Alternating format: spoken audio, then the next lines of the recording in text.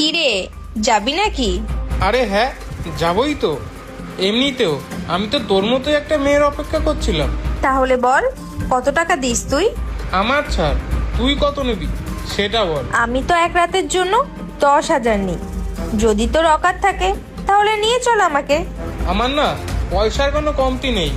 আমি তো তোকে 10-এর জায়গায় 20 দিতে পারি, শুধু তুই আমাকে খুশি করে দিস। খুশি? খুশি তো তোকে আমি এমনিই করে দেব।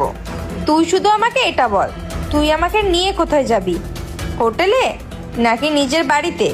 আরে না বাবা না, আমি তোকে বাড়ি নিয়ে যেতে পারবো না, কারণ ঘরে আমার বউ আছে না। আমি তোকে হোটেলে নিয়ে যাব।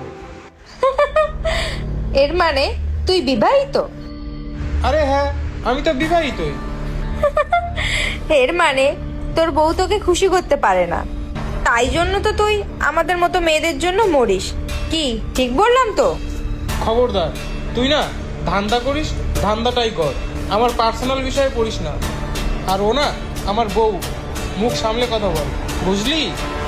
আচ্ছা সরি, কিন্তু আর একটা কথা, তুই এখানে মুখ মারছিস, এর মানে তোর বউ কোথাও না কোথাও মুখ মারছে, তাই তো? আর তুই যদি এই কথাটা জানতে পারিস তাহলে তো তোর অনেক খারাপ লাগবে, তাই তো? খবরদার, তুই কি নিজের মতো ভাবিস সবাইকে? দেখ, তোকে যেটুকুই বলেছি না, তুই ওইটুকুই কর। আর আমি তোকে কতবার বলবো, তুই আমার পার্সোনাল বিষয় পা ঢোকাবি না। আর তুই চল এখন, বস। ঠিক আছে, চল। 1 মিনিট। আমি তো তোকে এক রাতের জন্য 20,000 টাকা দিচ্ছি, কিন্তু আমি তো তোর এখনো চেহারাটাই দেখলাম না।